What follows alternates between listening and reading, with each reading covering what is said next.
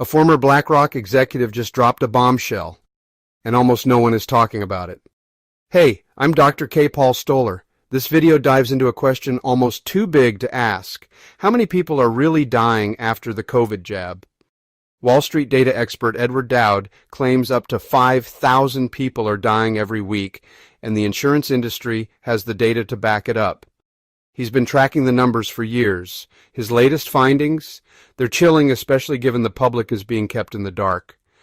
3,000 to 5,000 excess deaths per week in the U.S., and he says it's not from COVID itself, but linked to mRNA vaccinations.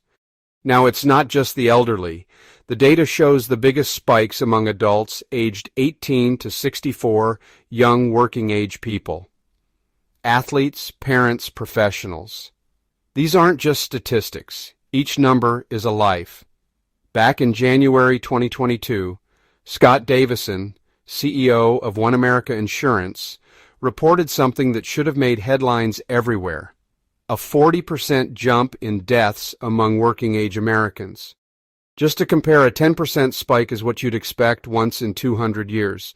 This was 4 times that. And here's the catch: most of those excess deaths weren't from COVID. They started right after the vaccine rollout, and the trend hasn't stopped. Dowd points out that injuries are 10 to 15 times higher than before, and a lot of families are terrified to speak up. Why? Fear of getting canceled, losing jobs, or just being ignored.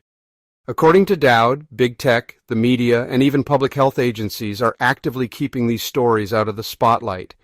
And it's not just a U.S. issue. In Singapore, one of the world's most vaccinated countries, excess deaths spiked nearly 50% in March 2022.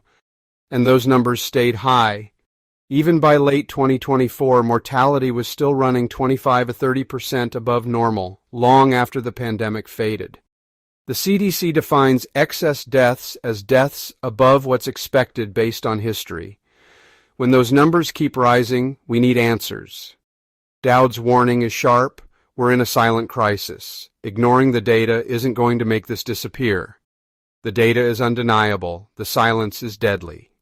So, think critically, speak freely, and if you want more data-driven analysis, hit subscribe.